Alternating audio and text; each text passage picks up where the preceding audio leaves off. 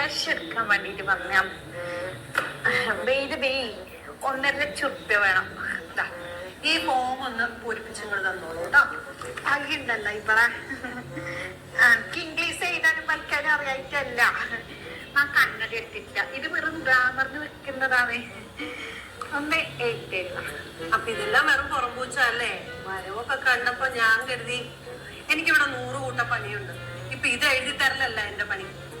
ഇങ്ങളെ വലിയ കീവറ് ഈ 1.5 കോടി ഉറുപ്പിട്ട് ഇന്നാട്ടില് വേറെയും ബാങ്ക് കിട്ടോന്ന് നാനും നോക്കട്ടെ. മാപ്പിളെ കൂട്ടിയിട്ട് വന്നിട്ട് ഇന്നത്തെ പൈസ തേച്ചു എടുത്തിട്ട് ആ ബാങ്കിൽ കൊണ്ടുപോയി നാനിട്ടു.